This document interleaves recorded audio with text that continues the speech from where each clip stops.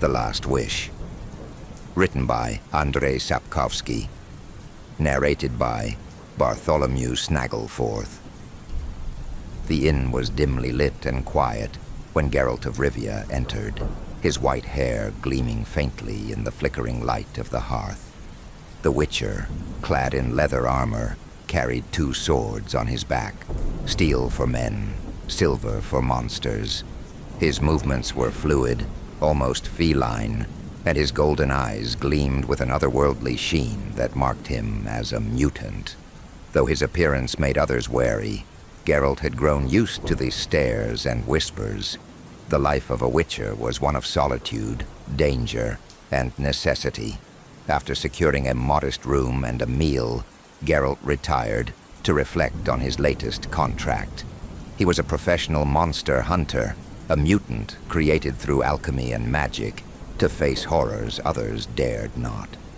While many hailed him as a hero, just as many saw him as a freak, an unnatural creature in his own right.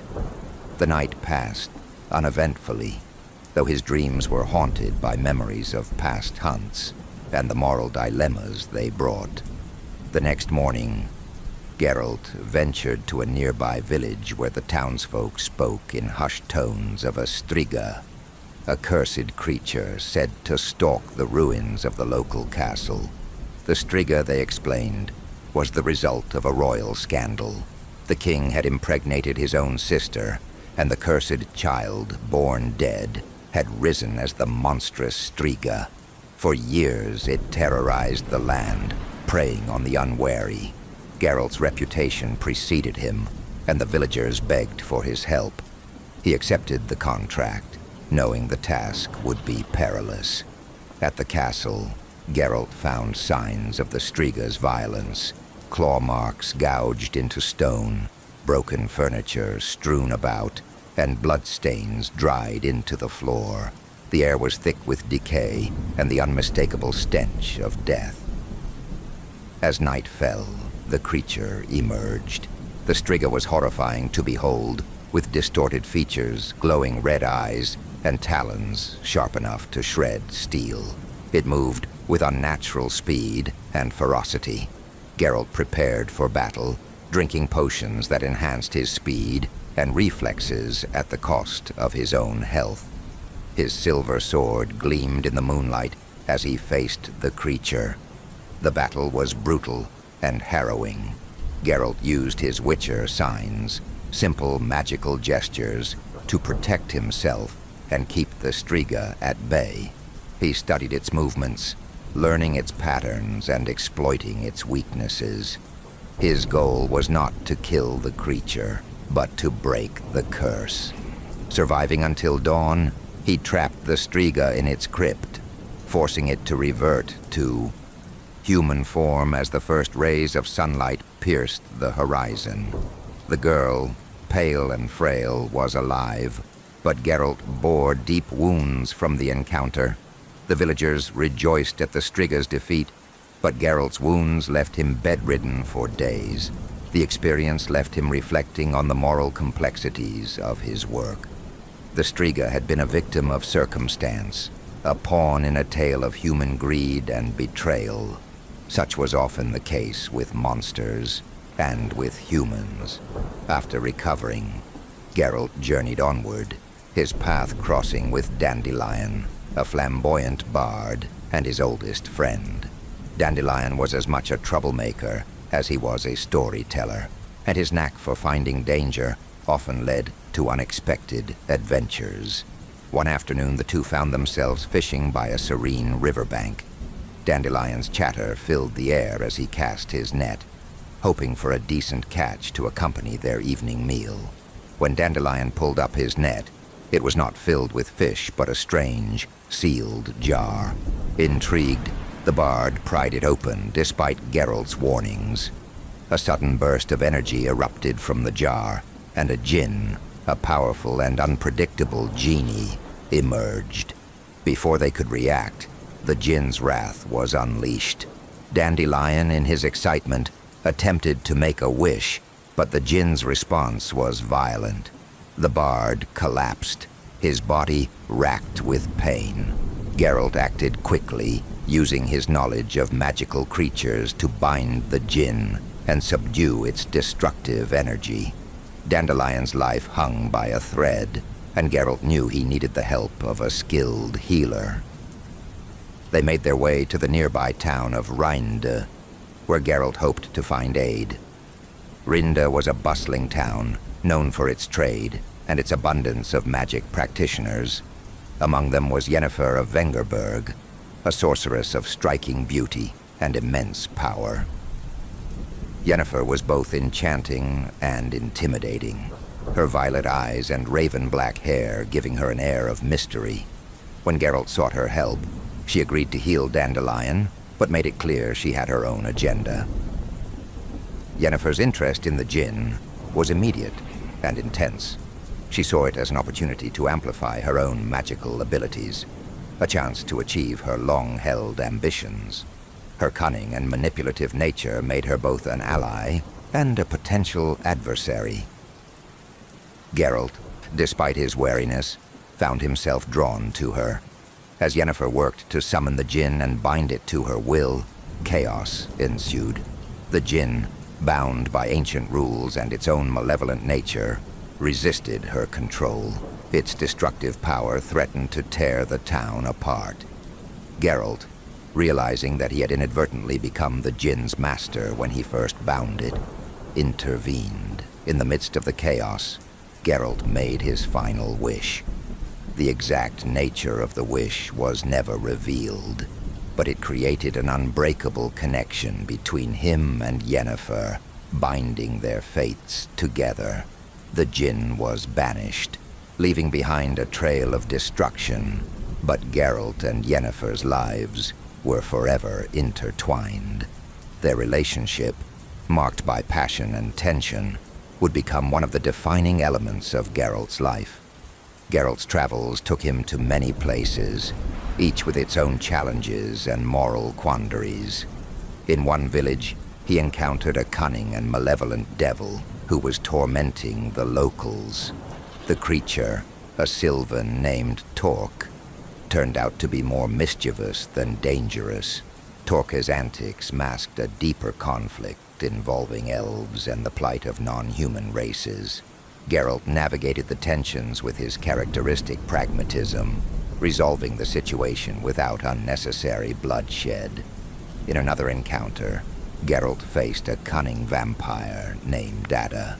Unlike the bloodthirsty monsters of legend, Ada was intelligent and capable of restraint. Their confrontation blurred the line between monster and man, forcing Geralt to confront the complexities of his trade. The encounter ended in an uneasy truce, with Geralt choosing to spare the vampire rather than destroy her. Throughout his journeys, Geralt grappled with the morality of his work. The world was not divided into heroes and villains, and often the true monsters were human. He adhered to his Witcher's code, which forbade him from killing sentient creatures unless absolutely necessary. Yet the code was as much a shield for his conscience as it was a guideline. One of the most poignant moments came when Geralt encountered Renfri, a princess-turned-bandit. Renfri's story was one of betrayal and vengeance. She sought retribution against a sorcerer who had wronged her, and she believed her actions were justified. Geralt saw echoes of himself in her, both outcasts shaped by circumstances beyond their control.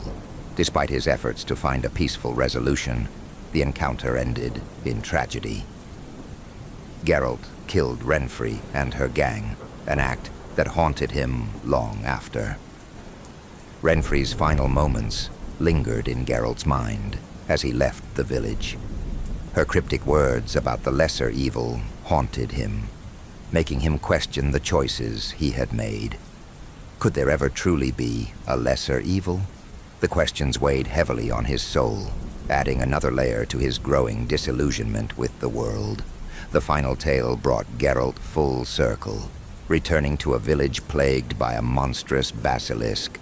By now, his reputation as a witcher was both a blessing and a curse. The townsfolk feared and needed him in equal measure.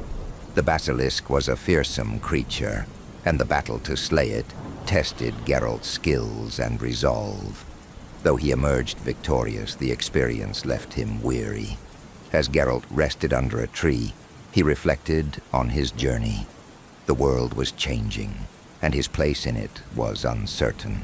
Yet, despite the pain and loss, he found solace in fleeting moments of connection. With Yennefer, with Dandelion, and even with those he could not save. His life was a series of choices, each shaping his destiny. And though the road ahead was uncertain, Geralt of Rivia walked it with the quiet determination of a man who understood the value of hope, even in a world filled with darkness. Thus, the Witcher's tale continued, an endless journey of moral dilemmas, haunting memories, and fleeting glimpses of humanity in an often monstrous world. For Geralt, there were no true endings, only the next path to tread.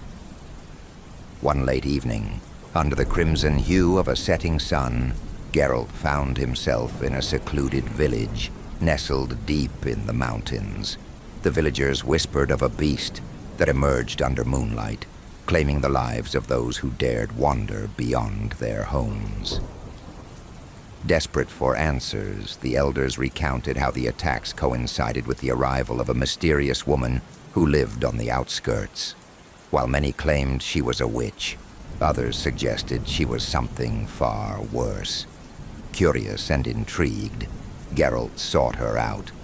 The woman's home was hidden within a grove of ancient trees, the air thick with the scent of herbs and the hum of distant magic. Her name was Lila, a healer who claimed no connection to the attacks. She spoke with quiet confidence and an air of sadness, her dark eyes betraying secrets she did not share. Geralt sensed no immediate danger from her, but his instincts told him there was more to her story. When the next attack occurred, Geralt set a trap. To his shock, the beast was not Lila, but a man cursed by her lover, a mage driven mad with jealousy. The man's transformation into a Wendigo was a punishment for his betrayal, but it had spiraled out of control. In the battle that followed, Geralt was forced to kill the creature, ending its torment. Lila wept for the man she once loved, and Geralt, moved by her grief, left her in peace. The encounter deepened his understanding of how love and vengeance could twist lives, leaving scars far deeper than those caused by monsters. As Geralt continued his path, the stories of his deeds spread. Villages and towns welcomed him with both gratitude and trepidation.